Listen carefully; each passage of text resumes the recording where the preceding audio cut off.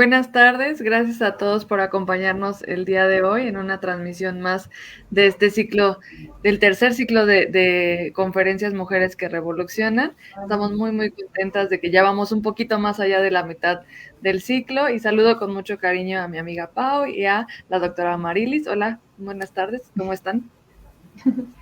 Hola Carlita, buenas tardes. Hola Marily. Hola, buenas tardes. Bien. Bueno, pues antes de empezar esta charla, me gustaría leerles una pequeña semblanza de nuestra invitada del día de hoy. Ella es Amarilis Pérez, es postdoctorante en la Facultad Latinoamericana de Ciencias Sociales de la Sede Académica de México y es cubana y mexicana, antirracista y feminista. Tiene formación multidisciplinaria en humanidades y en ciencias sociales. Sus temas de investigación han cambiado con el tiempo, desde estudios de teatro en Cuba, arte independiente en Venezuela y prácticas estéticas antirracistas en México y la comunidad chicana en California. Actualmente estudia cómo la violencia de género obstaculiza el acceso al reconocimiento de la condición de refugiado en México y no usa redes sociales. Entonces, el día de hoy ella nos va a presentar la charla Violencia de Género y Acceso a la Protección Internacional en México y te damos una cálida bienvenida, Marilis. La, la plataforma es toda tuya y estamos aquí al pendiente de cualquier cosa que necesites. Sí, bueno, muchísimas gracias, Carla, por la presentación y a Pau por acompañarme y por invitarme a este programa en el día de hoy. Y bueno, también agradezco mucho pues a la audiencia que está aquí escuchándonos. Efectivamente, el tema que me encuentro actualmente investigando va más sobre la protección internacional en México y el sistema de refugiados. Pero antes de comenzar o llegar a ese punto, voy a hacer un recorrido. Discúlpenme porque quería mencionar una cosa que no dije sobre el programa, pero le agradezco mucho la iniciativa a Carla y a Pau, porque realmente pensamos que ya vivimos en un mundo de la igualdad de género, pero estamos caminando hacia ese mundo. Todavía no está aquí con nosotras, pero este es uno de los esfuerzos para cavar y hacer ver que sí hay mujeres pues estudiando, pensando, investigando, enseñando, etcétera, ¿no? Bueno, ahora sí, sin más, voy a continuar. Tengo entendido que la mayoría de las personas de la audiencia escucha más que ver la presentación, entonces algunas veces voy a leer porque considero importante lo que puse en la presentación, pero en general pues voy a estar platicando con ustedes. Y lo primero que quisiera es proponerles un ejercicio donde cada quien piense dónde está en aquellas personas de su familia, amistades, colegas de trabajo que sean migrantes internos, es decir, que vienen de otro estado del país a vivir al lugar donde residimos nosotros actualmente, o son migrantes internacionales que vienen de otro país. ¿Y cuáles serían las particularidades que recordamos de estas personas? Les voy a dar unos milisegundos para reflexionar sobre eso, sobre nuestras amistades, familiares, colegas que provienen de otras regiones del país o de otros países y qué les caracteriza o por qué les recordamos.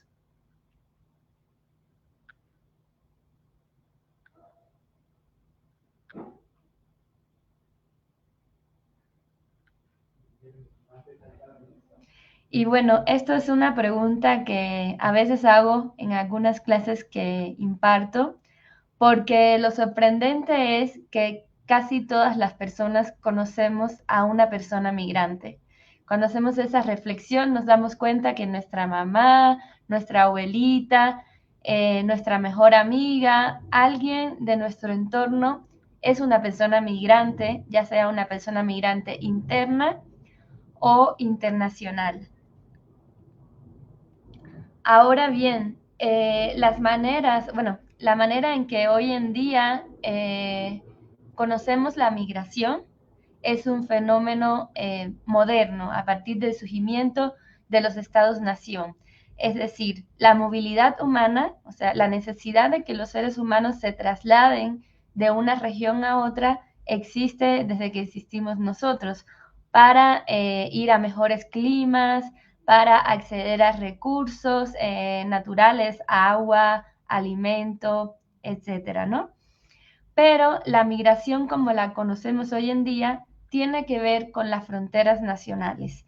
Y bueno, creo que un momento de la migración global que todos recordaremos, todas recordaremos, pues es la conquista y la colonización de América, ¿no? Por ejemplo, ese es un momento en el que el globo terráqueo pues hace movimientos migratorios, todavía no eran estados-nación, pero pronto lo serían, bastantes grandes, ¿no? Y, bueno, interoceánicos, etcétera, ¿no?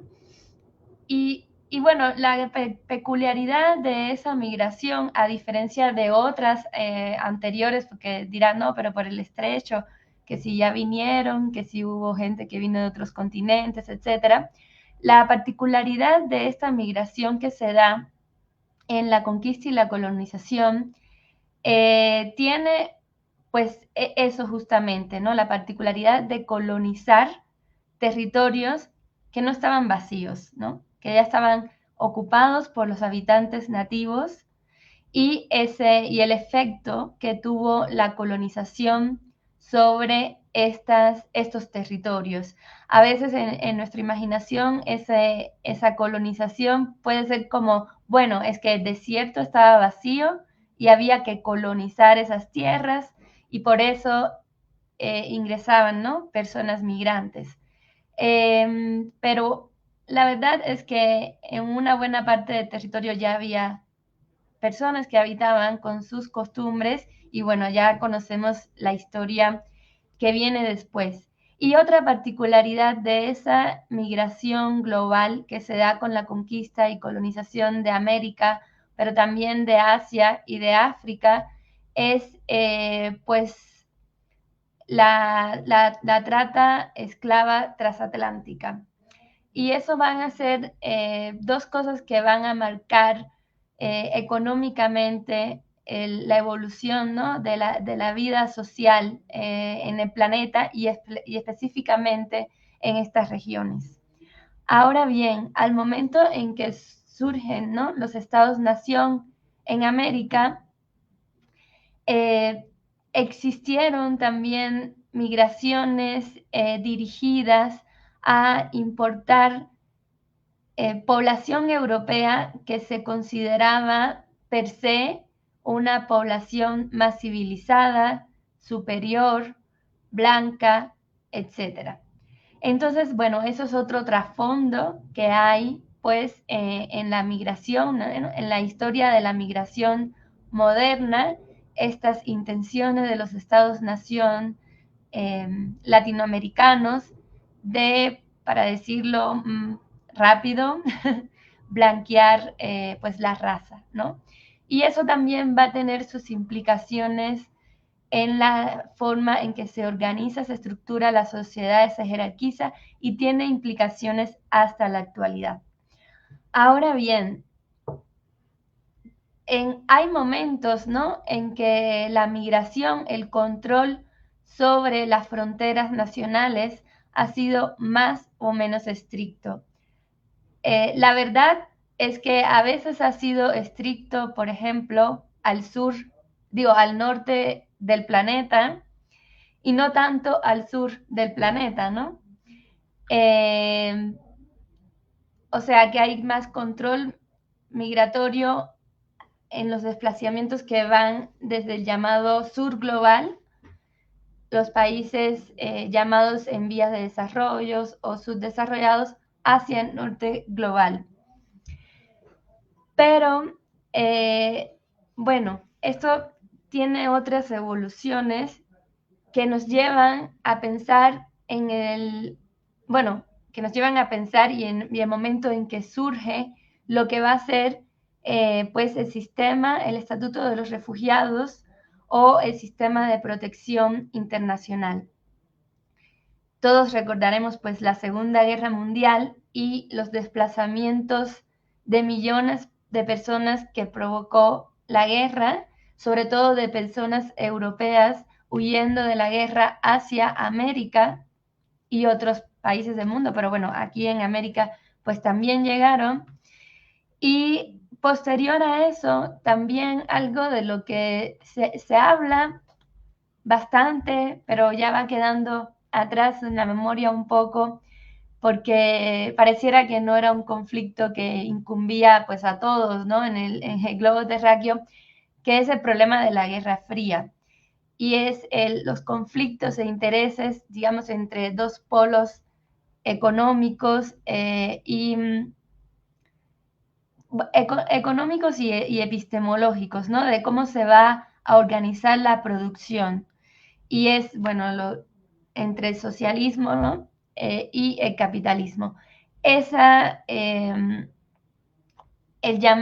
antiguo llamado campo socialista, también produjo el movimiento, ¿no? De personas desde los países socialistas hacia los países capitalistas, que algunas eran perseguidas políticas, pero bueno, el caso es que habían diferentes razones por las cuales se sentían obligados a abandonar su territorio nacional.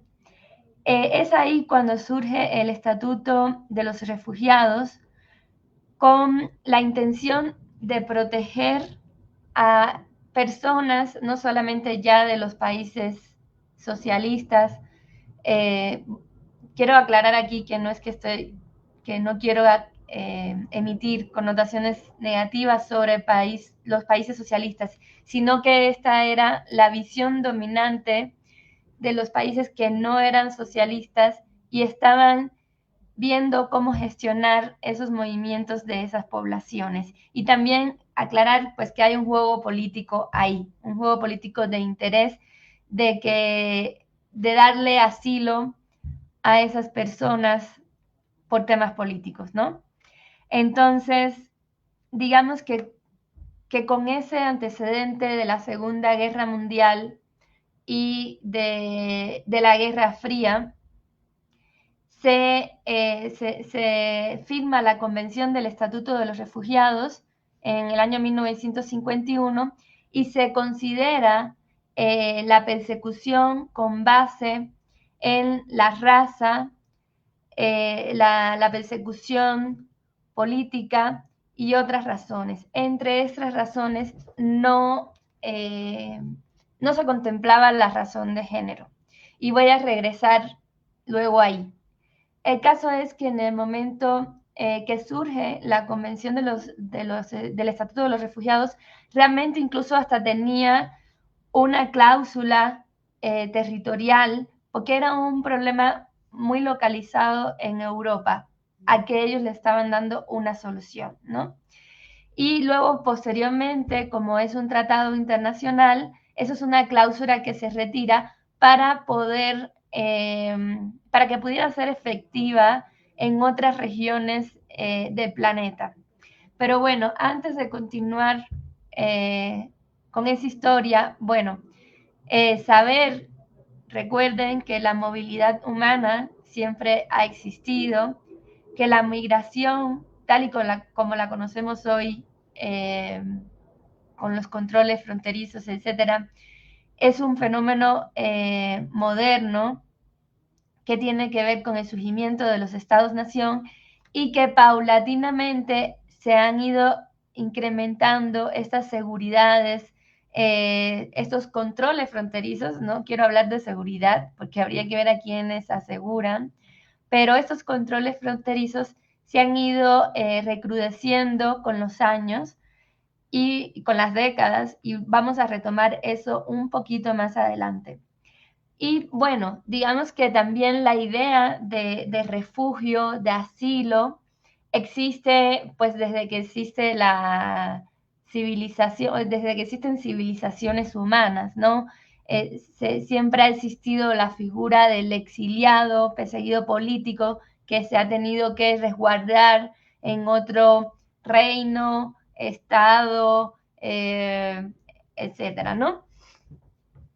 Pero digamos que también pues justo a partir de los años, de hecho, la regulación con el tema de los asilos políticos y refugiados era muy reciente en algunas leyes y no era una ley específicamente encaminada a esto, sino, por ejemplo, en el caso de México estaba asociado a la Ley General de Población, porque era considerado un tema de, pues, contar tu población, saber quiénes entran, quiénes salen, etcétera, pero no tanto todo un aparato legal que estableciera claramente cuáles eran los derechos de estas personas, ¿no? En el caso de México esto ocurre hasta el año 2011, aunque ya existía la figura de refugiado desde la década de los 80 con la llegada de los refugiados guatemaltecos. Ahora, aquí en la pantalla estoy compartiendo para quienes pueden ver, pero les leo a quienes no están viendo en estos momentos, sobre una recomendación que emitió la Comisión Nacional de Derechos Humanos en el año 2020, en el 2020. Esta recomendación habla de la llegada de una mujer venezolana a México en el año 2011 y que en 2011 es detenida y acusada por el delito de trata de personas y es encarcelada durante 6 años. En 2018, finalmente, esta mujer es liberada. Ella era una víctima de la trata de personas y bueno, ahí también hay complicaciones administrativas por parte del Instituto Nacional de Migración, pero también de la Comisión Mexicana de Ayuda a Refugiados, y siendo esta mujer víctima de un delito grave en México, realmente ella no es reconocida como refugiada y no, bueno, y no se resarce pues el error, ¿no?, tan grave que se cometió con ella hasta el 2019. Entonces, bueno, es una historia tremenda y me gusta traerla a colación porque lamentablemente no es el único caso. Y bueno, eso es un poco de lo que vamos a estar hablando. Entonces, tenemos por una parte la migración como un fenómeno más general, para decir de una manera, y la protección internacional ha estado enfocada sobre todo en aquellas personas que son sobrevivientes de persecución y que su vida corre peligro en su lugar de origen. Digamos que legalmente eso es lo que dice los tratados internacionales, etcétera, ¿no? Pero esto es muy discutible por el momento en el que surge el Estatuto de los Refugiados, pero también por qué cosa es lo que está ahí en juego, qué es lo que se quiere proteger, ¿no? Y bueno, se ha querido hacer una división muy tajante entre el sistema de protección internacional y una visión más general de la migración.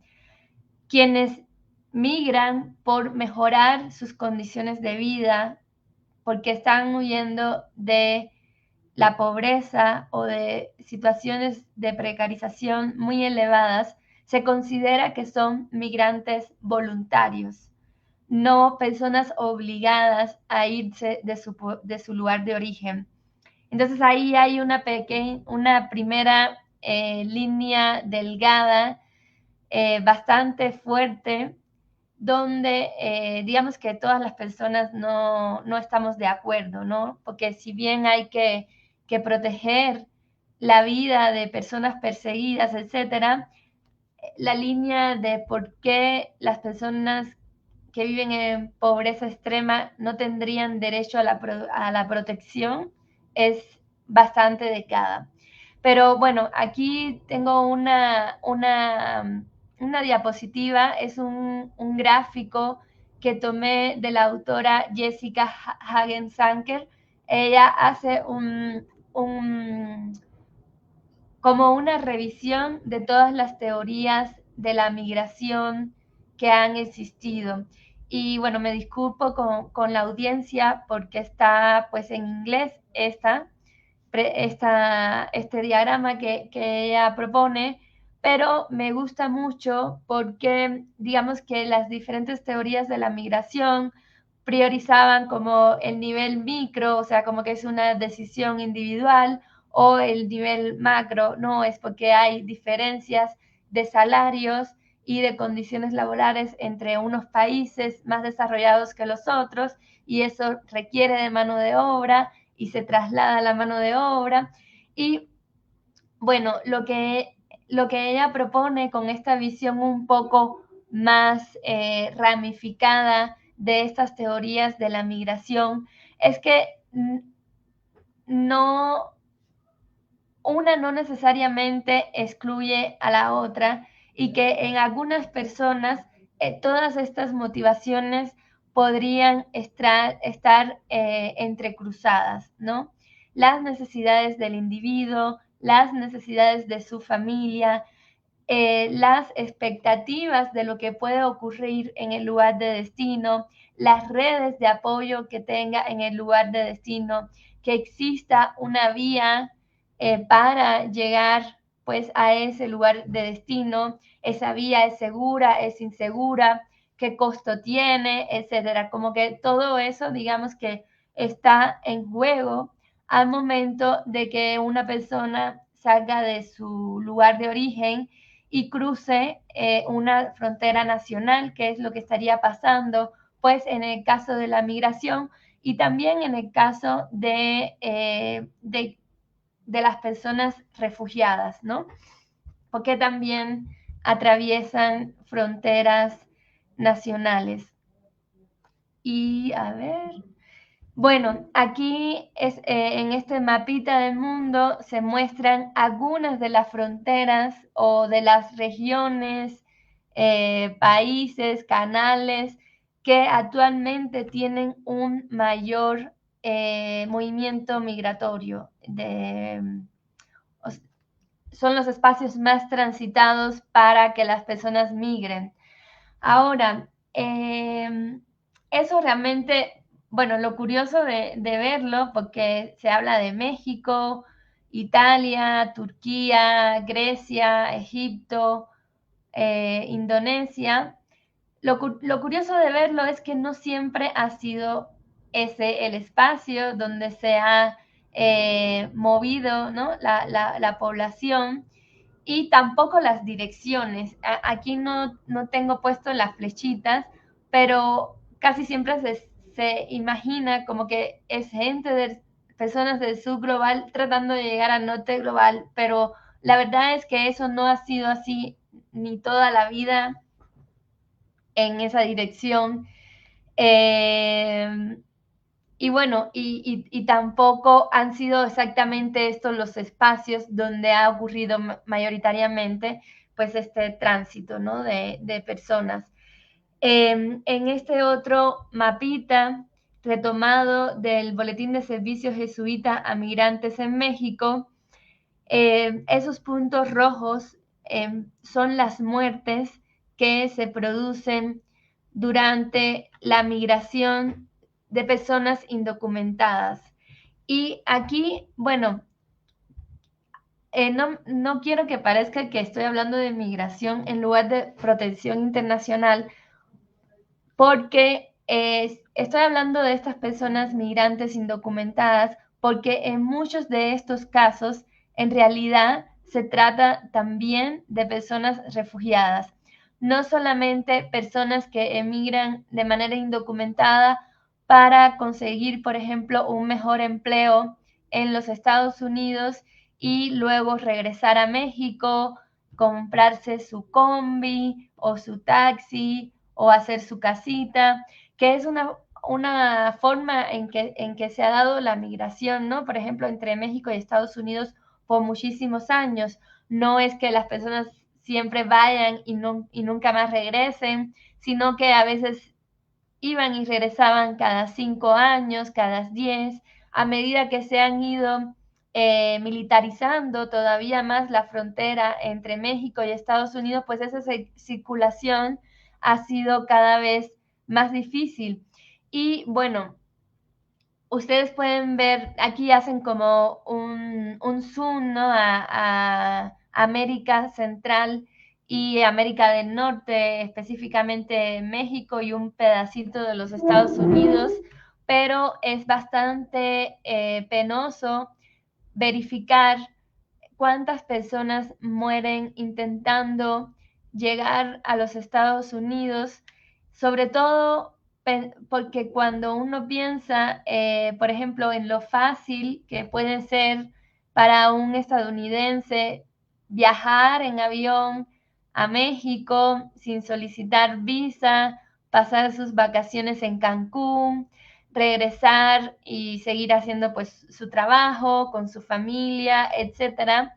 Ese no es el panorama en el que emigran muchas personas de América del Sur, el Caribe y América Central. En este caso, bueno, mencioné estos países, pero la verdad es que a México llegan personas incluso de Asia y de África.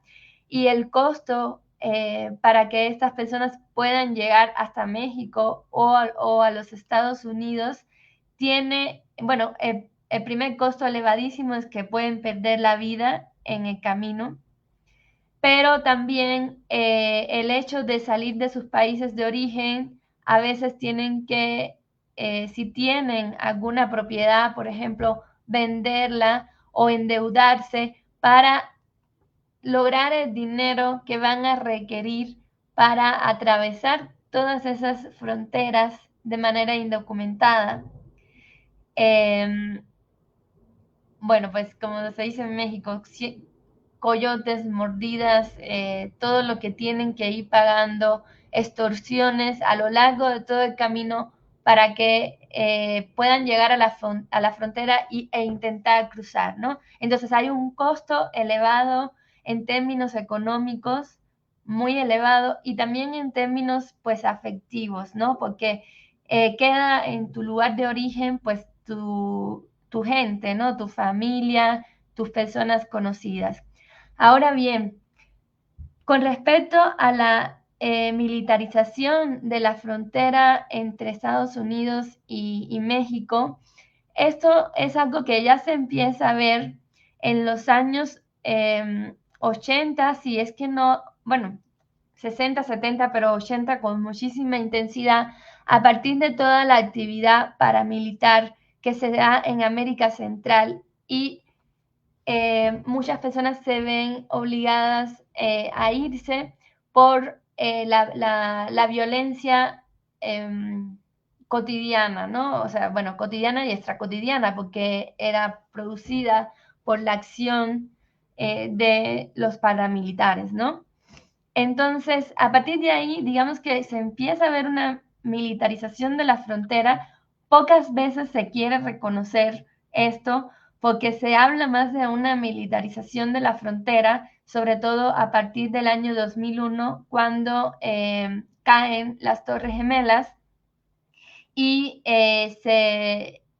a partir de ese acontecimiento se elabora todo un discurso y una práctica de seguridad nacional en los Estados Unidos que cierran su frontera sur principalmente, ¿no? Pero bueno, digamos que también hay un control con la frontera norte, no exactamente igual, pero sí empieza a ocurrir este fenómeno cada vez con mayor intensidad. Y cuando no han podido hacer cosas que parecen bastante disparatadas, como intentar hacer un muro a lo largo de toda la frontera, lo que han es promovido, pues, digamos, tácticas militares en el sentido de que obligan a la población a ir cada vez por caminos donde la naturaleza es mucho más hostil. Y entonces, en lugar de contar a estas personas como muertes que provoca la militarización de la frontera, se cuenta como muerte por causa natural, ¿no? Y es deshidratación en el desierto, etc. Entonces, ay, perdón. Uy, creo que voy a tener que pisar el acelerador, pero muy mal, porque, porque ya son las 6:35. Bueno, a ver.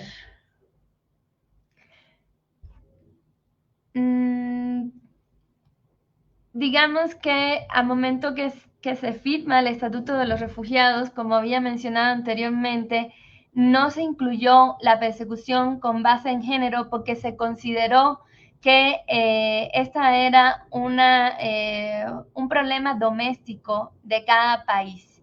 Esto provocó, pues, la verdad que el enojo bastante fuerte de... Voy a adelantar unas cuantas diapositivas porque ya queda bien poquito tiempo.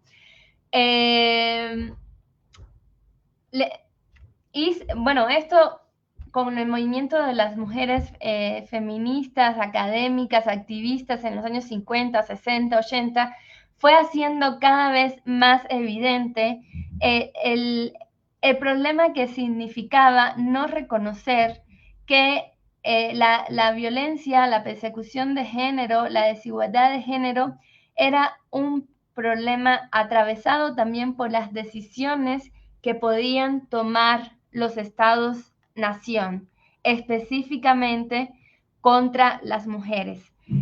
Posteriormente, mucho más recientemente, se empieza a ver que esto tampoco estaba contemplando pues a las personas LGBTIQA+, que son perseguidas por identificarse con otro género no normativo o con una preferencia sexual no normativa.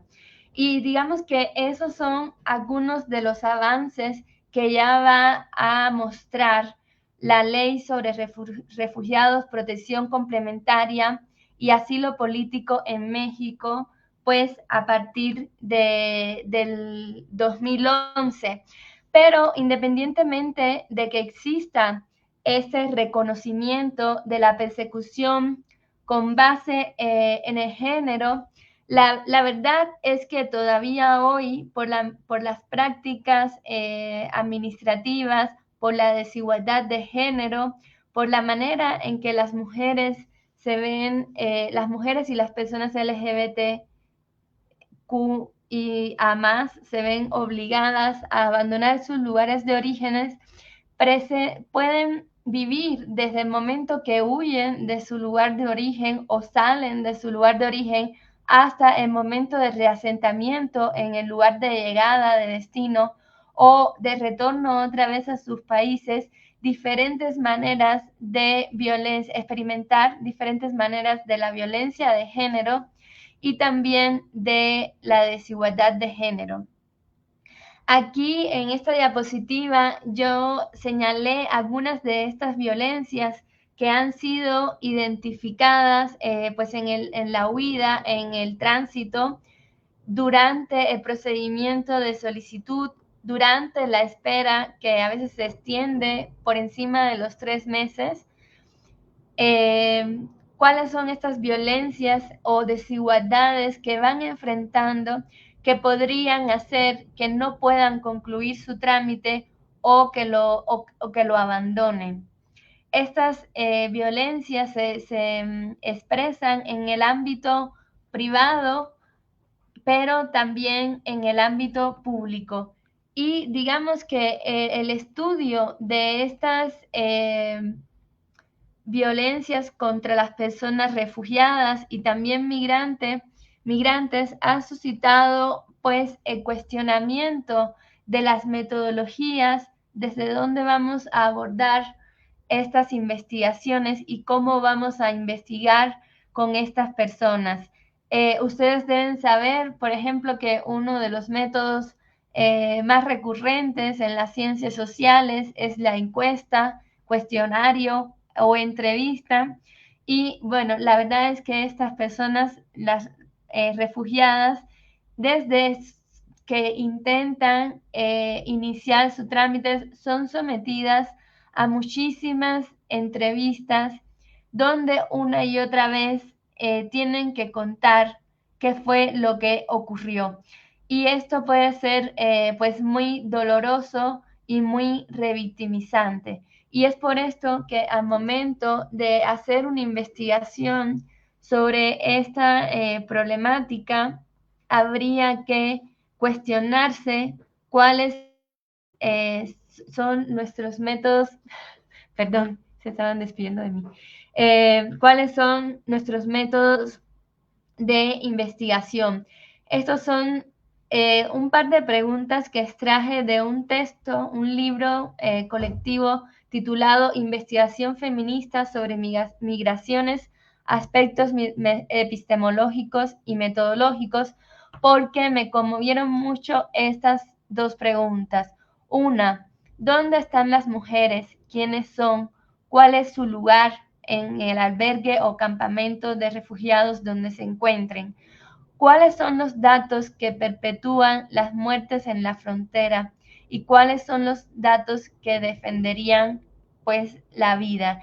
Y habría que hacer pues este movimiento en nuestra manera de acercarnos a la investigación, sobre todo cuando trabajamos con estas poblaciones o algunas otras poblaciones que han sido sometidas sistemáticamente a diferentes procesos de violencia. Y bueno, aquí les comparto un fragmento de la metodología que he empezado a usar justamente para evitar hacer este tipo de cuestionario que puede resultar bastante incómodo, puede causar dolor, puede causar revictimización, pero eso no quiere decir que debamos hacer a un lado lo que estas personas tienen que decir, tienen que opinar, tienen que criticar, todo lo contrario.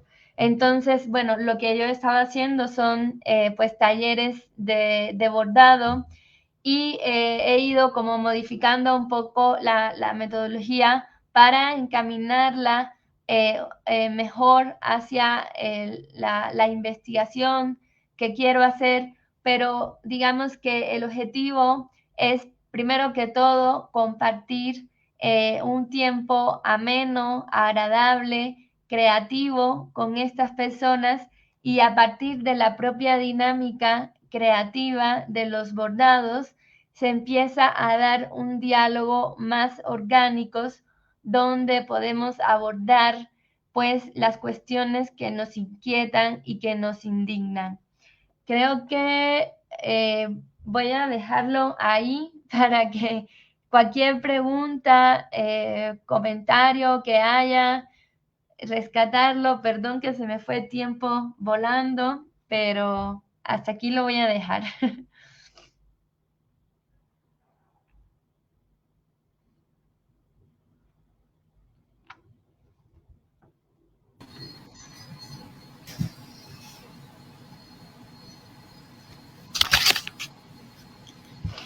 Muchísimas gracias, Amarilis, por esta plática. De verdad, fue una plática bien bonita, muy interesante. Creo que lo que nos dices nos permite como ir teniendo un mayor contexto, ¿no? Respecto a un tema pues ser importante como puede ser la migración y todas las cuestiones, ¿no? Que vienen de la mano con la migración. Tenemos algunas preguntas que nos encantaría poder hacerte el día de hoy. No sé si tengas algún problema, alguna cuestión de tiempo, algo. No, yo paré porque justamente para que hubiera un espacio para hacer preguntas y no, pues, llevarme todo el tiempo solo en la exposición. Ah, claro que sí. Perfecto. Entonces, pues voy a comenzar con las preguntas por el momento. Y estas están llegando a nuestro WhatsApp. Y la primera pregunta es, el tema de la migración en nuestro país es muy relevante.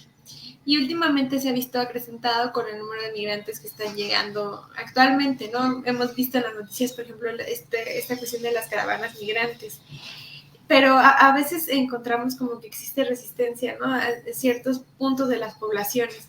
¿Cómo podríamos sensibilizarnos como población al tema de la migración? Bueno, creo que en primer lugar hay que saber que realmente la cantidad de personas extranjeras residentes en México, no estoy hablando de los indocumentados, estoy hablando de los extranjeros residentes, es menos del 1% de la población. Digo esto y ha sido así por 100 años, más o menos, ¿no? Entonces, comento esto porque muchas veces cuando vemos las noticias con las caravanas, etcétera, la gente puede decir, es que nos están invadiendo, ¿no? Entonces, lo primero es quitarnos de la mente la preocupación de cualquier tipo de invasión, que en realidad son muy pocos en comparación con el resto de la población mexicana y en comparación con cómo se dan las dinámicas migratorias en otros países del mundo. Lo otro es que lamentablemente se da más difusión a las cosas negativas que se piensa que vienen asociadas con las personas migrantes, pero la verdad es que existen muchos estudios donde justamente se destacan las cosas positivas de que haya personas migrantes en tu país, ¿no? Además de que enriquece muchísimo la cultura, también hacen aportes a la economía del país y además de eso, y una cosa muy importante, cuando las personas migrantes buscan defender sus derechos, amplían los derechos de las otras personas que viven en la comunidad de acogida. Entonces, no solo no representan una amenaza, sino que además de que nos dan aportes culturales y económicos, aportan a que nuestros derechos, bueno, como mexicanos, porque yo también soy mexicana, se enriquezcan, ¿no? Entonces, creo que eso es lo más importante, pues valorar y saber que esto es real, ¿no? Que eso es lo que pasa cuando hay personas migrantes. Muchas gracias por tu respuesta, Marilis, porque esto que mencionas rescata mucho esta parte, ¿no? De que las personas migrantes no solo van a pelear y a ver por sus derechos, ¿no? Sino los de la población que estamos ya, ¿no? En el país y formamos parte de ella. Es bien importante y es un punto para rescatar. Sí, y discúlpame que te interrumpa, pero de hecho se sabe, se ha visto que muchos de los derechos que son vulnerados para las personas migrantes, déjame ver mi perrita. Sí, claro, claro. Y pues mientras Amarilis va a ver esto del perrito, les queremos recordar a toda la audiencia que nos acompaña el día de hoy que estamos en medio del ciclo de Mujeres que Revolucionan, es la tercera edición. Estamos muy contentos de que nos estén acompañando. Recuerden que todo lo que es el calendario de pláticas de los horarios está disponible en nuestras redes sociales, en nuestro Facebook, Instagram, pueden ahí checarlo todo el tiempo y pues súper contentas de que nos acompañen la siguiente plática. Ya regresé aquí a Marilis. Sí, perdón, pero tocan la puerta y enloquece. Y como ahora estoy sola en la casa, pues... Pero bueno, lo que estaba diciendo es que justamente la mayoría de los derechos que son vulnerados para las personas migrantes son los mismos derechos que son vulnerados para las poblaciones indígenas de México y para las poblaciones afromexicanas. Entonces, digamos que en ese frente estarían pues todos estos grupos defendiendo sus derechos. Qué interesante y que pues qué importante, ¿no? Tener esto en mente cuando estamos viendo, ¿no? Todo este fenómeno, sobre todo en las noticias y en los medios de comunicación. Tenemos una pregunta que viene por parte de la audiencia de Virginia Betancourt, que le agradecemos nos acompaña el día de hoy. Ella te pregunta, ¿cómo solventan los cuidados y trabajo las mujeres con hijos que solicitan refugio y esperan? Virginia, muchísimas gracias por esa pregunta, porque justo con la premura de la presentación ya no caí en ese tema, pero justamente algunas de las dificultades que enfrentan las mujeres para poder concluir su procedimiento es justamente la carga de cuidados que ellas muchas veces tienen. En realidad, cada vez más hay mujeres que vienen, no voy a decir solas, porque ese es otro problema. Se dice las mujeres van solas solo cuando no vienen con hombre, pero no es que vengan solas, vienen con sus hijos, con sus abuelitas, con sus hermanitos, etcétera, y muchas veces pues son ellas quienes están al cuidado de estas, digamos, dependientes económicos o personas dependientes por alguna condición, por ejemplo, de salud. La verdad, eso es un problema bastante serio.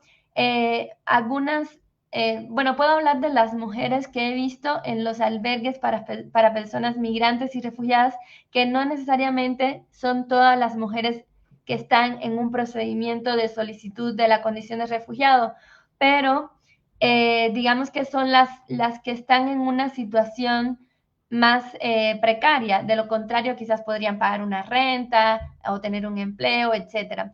Y bueno, además de, digamos que por ley, las personas migrantes tienen derecho a asistir a la escuela y también en algún momento del procedimiento se les entregan documentos que les permiten laborar en México.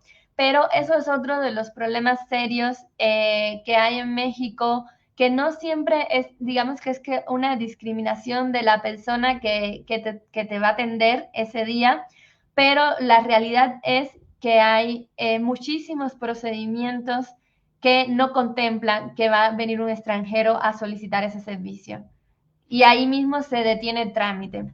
Entonces, además de que ellas permanecen al cuidado de estas personas, digamos que tienen dificultades para tener un empleo digno y encima de eso no pueden enviar a sus hijos a las escuelas por esa dificultad, aunque es un derecho que tienen.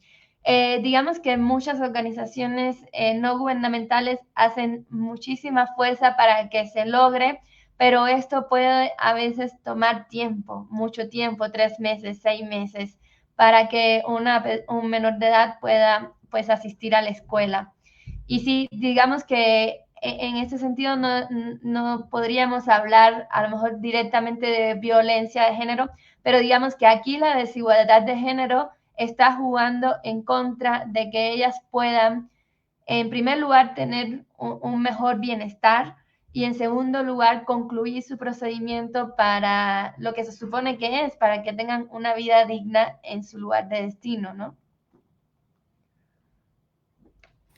Claro, muchas gracias por tus respuestas y también gracias a Virginia por sus preguntas. Antes de leer la pregunta de Virginia, yo quiero decirte que ha sido una plática muy bonita, que me llega mucho, mucho todo lo que nos dijiste, porque recientemente nosotros hemos estado conviviendo con otras personas que también vienen de Cuba y de verdad hemos aprendido muchísimo de su tránsito en México, ¿no? Y son personas extraordinarias, son personas que siempre están dispuestas a compartirte su experiencia y de las cuales te enriqueces, ¿no? La verdad, yo he aprendido muchísimo de ellas y he aprendido muchísimo hoy con tu plática. También me da gusto saber que hay gente como tú estudiando estos temas, porque creo que se necesita sensibilizar muchísimo a las personas justo que hacen ese tipo de entrevistas, ¿no?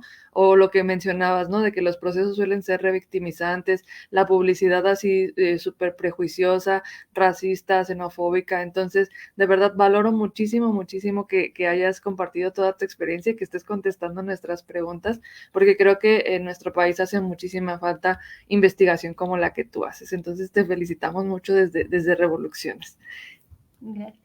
Y por aquí teníamos otra pregunta, gracias, de Virginia, que nos dice, ¿qué diferencias encuentras en el desarrollo del procedimiento de solicitud de la condición de refugiado, PRCR, entre hombres y mujeres extranjeras?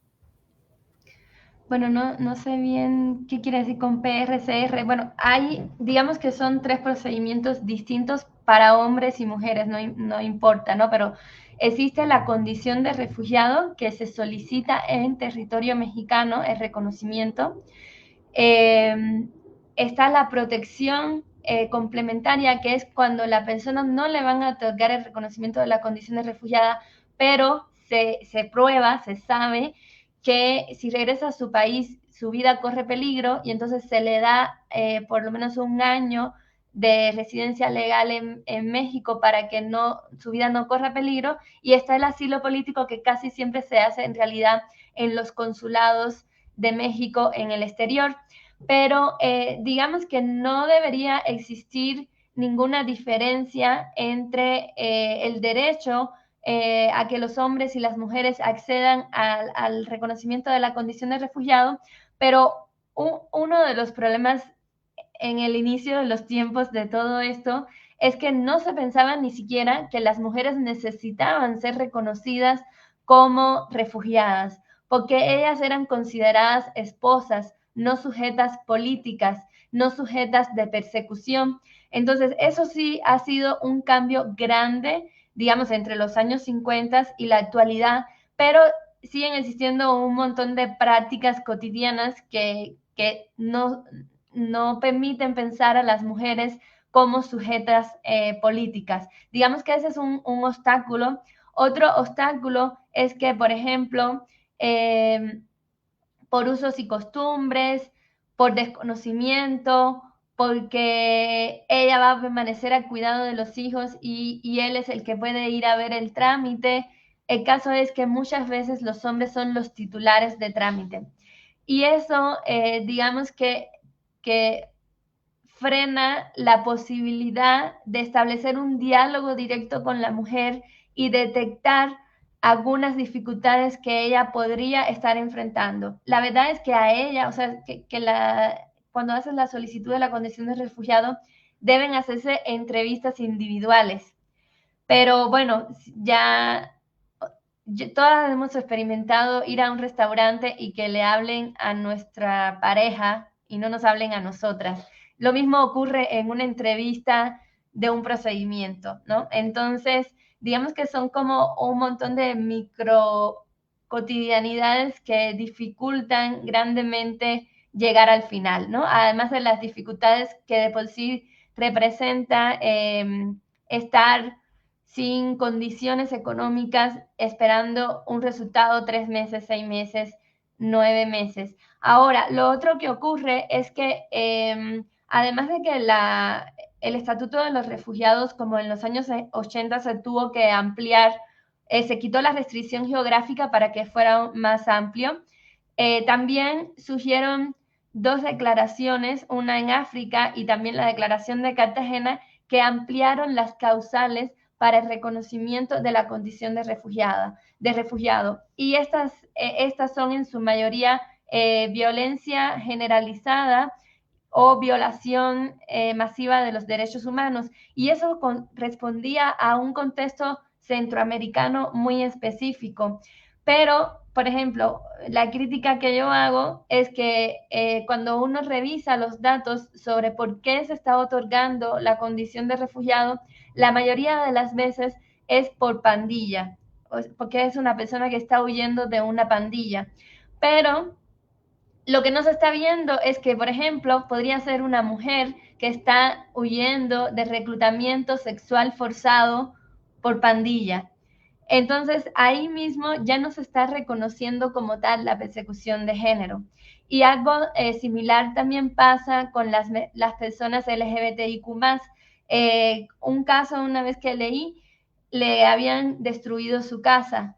Entonces, esta persona, eso es una amenaza directa. O sea, si vienen y destruyen tu casa, eso es una violencia económica de género y una amenaza directa sobre tu integridad. Y entonces después se puede ver como una cosa individualizada, no dentro de un contexto donde el Estado de origen no está protegiendo tus derechos y que por eso te pasan esas cosas. Entonces, digamos que esas como matices a veces se pierden pues en el procedimiento, ¿no? Muchas gracias por tu respuesta. Nos dice Virginia, un segundito, ya, que PRCR es la abreviatura de Procedimiento de Reconocimiento de la Condición de Refugiado. Gracias también, Virginia, por estar al pendiente también retroalimentar también esta charla. Otra de las preguntas que tenemos por aquí en el WhatsApp es, ¿las personas migrantes cuentan con derechos o algún tipo de protección durante su tránsito en nuestro país? Y de ser así, ¿qué organismo es el encargado de garantizar esos derechos? Sí, bueno, cuando una persona migrante documentada o indocumentada ingresa al país en cualquier puerto de entrada, esta persona tiene derecho a solicitar la condición de refugiado. Eso tiene que ver con la Comisión Mexicana de Ayuda a Refugiados. Es una institución que no es migración.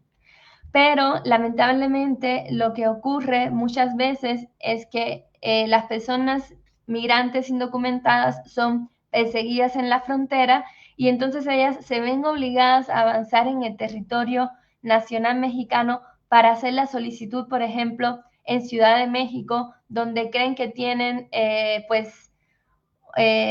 más derechos, más acceso al empleo y que sí van a poder hacer la solicitud de la condición de refugiado. Entonces, en ese trayecto puede ser muy peligroso para las personas el tránsito, porque además, bueno, supuestamente no se debería hacer, pero se solicita identificación a las personas que van a abordar un camión y bueno, para poder abordar, entonces pagan dinero extra para que los dejen subir y es como una cadenita. O evitan rutas como centrales y se apartan de rutas centrales para poder avanzar en el territorio y entonces caen, perdón, en manos de crimen organizado. Pero digamos que es de hecho, si una persona es detenida por migración y enviada a una estación migratoria, incluso desde ahí tiene derecho a solicitar la condición de refugiado. Pero a veces lo que ocurre también pues son deportaciones o ya sea porque son deliberadamente engañadas o porque las personas desconocen su derecho a solicitar la condición de refugiado. Que soliciten el reconocimiento no necesariamente quiere decir que se lo van a otorgar, pero al menos van a considerar pues su caso, ¿no? Claro, muchas gracias por compartirnos esta información tan importante. Sobre la siguiente pregunta ya nos comentaste hace un momentito que las personas migrantes pues generalmente no viajan solas, ¿no? Viajan familias, vienen personas de todas las edades y vienen muchas veces también infancias, ¿no? Con ellos, menores de edad. En este caso, ¿existe algún programa o algún tipo de protección nacional o internacional para los infantes migrantes? Sí, de hecho es un problema muy serio porque cada vez son más menores de edad viajando solos, pero bueno, creo que hasta el año como 2018-19 las podían llevar en detención migratoria y las organizaciones no gubernamentales lograron firmar un acuerdo donde esto no se hiciera, porque tienen que poner en primer lugar el interés superior del niño, niña, adolescente, pero, y bueno, y en ese sentido, si algún menor de edad es detenido por migración, debe ser enviado al DIF. Y a partir de ahí se empieza a hacer su procedimiento. Pero la verdad es que a veces están pues un rato en detención en lo que son trasladados y además de eso muchas veces también pues son deportados, ¿no? Entonces sigue siendo una dificultad seria. Una cosa que recordé ahora, porque estabas hablando que si viajan solos y etcétera, hay que ver las caravanas migrantes. Hay una investigadora que se llama Amarela Varela Huerta, creo. Si no me estoy equivocando, no es que siempre la quiero llamar Amanda, pero creo que es Amarela. Ella tiene estudios sobre las caravanas migrantes y conceptualmente hace una propuesta muy sugerente y yo creo que también muy bonita. En realidad podría decirse que es más o menos la misma cantidad de personas extranjeras, ¿no? Lo que mencionamos antes, pero cambiaron la estrategia de cómo ingresar al país también para protegerse del crimen organizado y para poder avanzar en el territorio sin, sin ser detenidas, ¿no? Entonces, digamos que más que escaso, ahora son demasiados, más bien es que ahora se están organizando de maneras diferentes para poder llevar a cabo pues lo que quieren, ¿no? Ok, perfecto. Esto último es un dato bien importante, bien interesante que nos dices, no ha aumentado, ¿no? Ahora solamente están organizados de otra manera.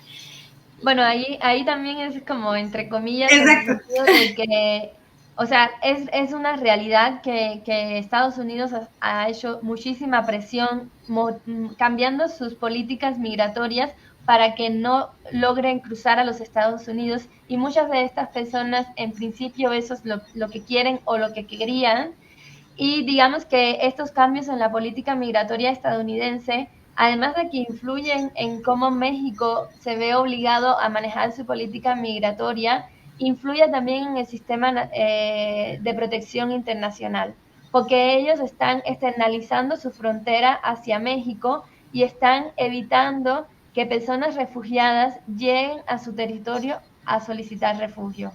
Y eso, bueno, eso es grave. Eso no está bien, pero digamos que así lo están haciendo. Perfecto. Muchísimas gracias por tu respuesta, Marilis.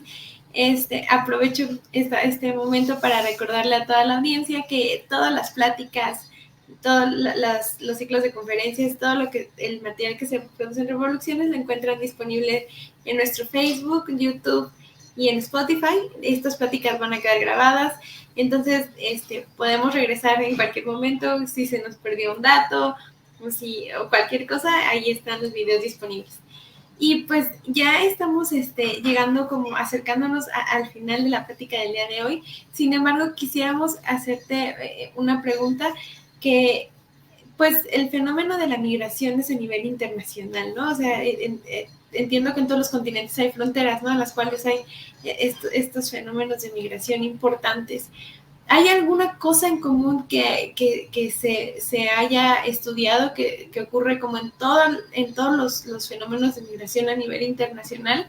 ¿Y qué factores pueden distinguir a un movimiento de migración de una zona del mundo a lo que ocurre en un movimiento de migración en otra diferente? Bueno, te voy a cambiar tantito tu pregunta porque conozco más el tema de protección internacional y también porque a veces hablamos mucho de la migración indocumentada, pero hay muchísima migración documentada. O sea, a México vienen millones de turistas, por ejemplo, ¿no? Entonces, y eso también es un estudio de la migración que va por otro lado. Mira, lo que he estudiado y lo que he visto es que esta idea de tercer país seguro, no exactamente igual, pero similar, es una idea que surge en Europa. Al momento que se hace el espacio Schengen, digamos que las fronteras internas entre los Estados-nación europeos se difuminan y sus fronteras externas, Italia, Grecia, España, son las que se van a reforzar. Y de hecho, algunos de los principales puertos de entrada a Europa de personas refugiadas realmente están en territorio africano, bueno, el continente africano, aunque territorio español, porque es Melilla y Ceuta, creo que es el otro lugar, pero digamos que esto es un proceso de externalización, no exactamente externalización de la frontera, porque sigue siendo España, pero lo ponen en el otro continente, ¿no? Entonces, en ese sentido es similar. España también en su ley sobre refugiados reconoce la persecución de género, pero igualmente tienen problemas muy serios para ese procedimiento. ¿Y qué otra cosa similar tienen Bueno, yo espero que no lo tomemos de ejemplo, porque la verdad es que el sistema de protección europeo es bastante cruel. Eh, Creo que la tasa de aceptación es como del 35% de las personas. Y bueno, digamos que en México es más o menos bastante baja. Hay un truco ahí. Y el truco es que siempre dicen el porcentaje con relación a los casos resueltos. Entonces aparecen cifras altas como de 89%, 90%. En realidad son cifras un poco más bajas, pero dicen, bueno, es que hay muchos procedimientos atrasados y también muchos procedimientos abandonados. Eh, pues después de un año esperando o 6 meses esperando, puedes abandonar lo que sea, porque la desesperación es normal que te dé, ¿no? Y además de eso, la verdad es que cuando cuentas los casos abandonados, que por lo menos la Comar detecta y los hace público, es poco, o sea, es como, bueno, es mucho, pero es mucho menos que, o sea, que esa no es una razón para decir que por eso hay menos aprobaciones, ¿no?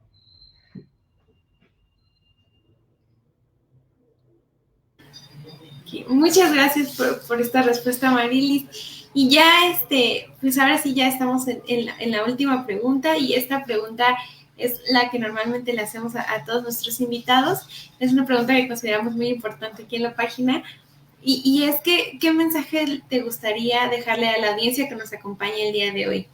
Que se quedaran con algo de tu plática o alguna reflexión, algo que quieras compartirle como cierre de tu plática a la audiencia del día de hoy, por favor.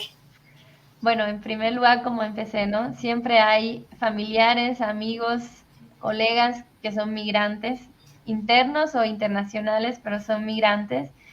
En segundo lugar, que veamos y nos demos cuenta que cuando rechazamos la migración, estamos rechazando la migración indocumentada, o estamos rechazando a estas personas por otras razones, o considerarlas inferiores, incapaces, delincuentes, etcétera. Pero no hacemos eso con otras migraciones, que las vemos muy positivamente. Entonces, que seamos un poco honestos con cuáles son las ronchas que nos sacan la migración y por qué.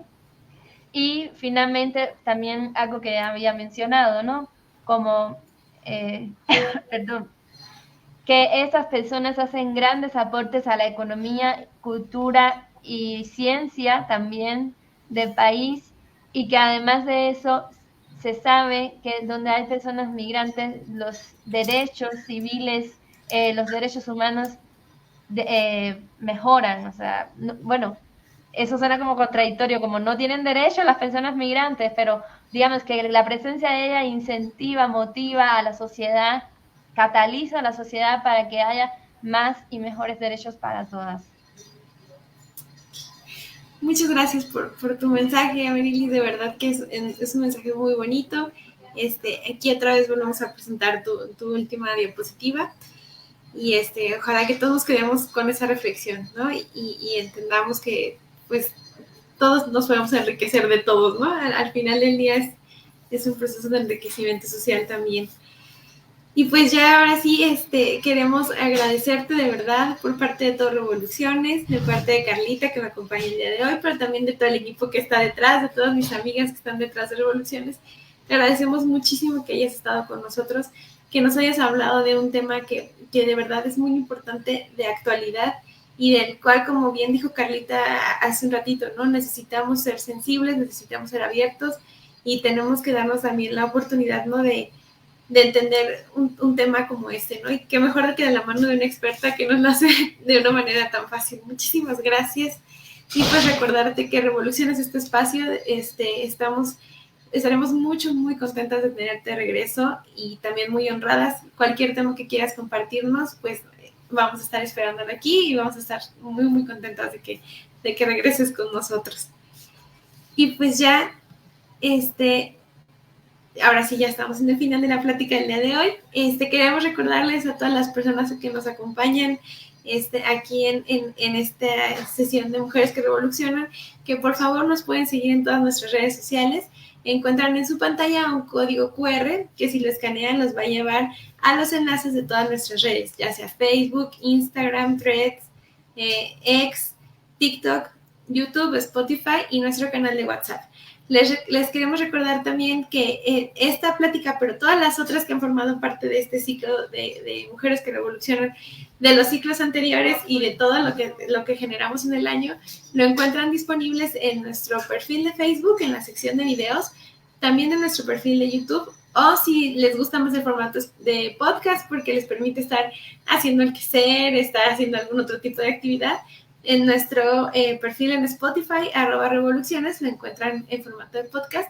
Ahí lo pueden escuchar, nos pueden dar like, corazoncito, campanita, estrellita, todo lo que se haga en las redes sociales. Vamos a estar muy, muy agradecidas de que nos apoyen con ello, por favor.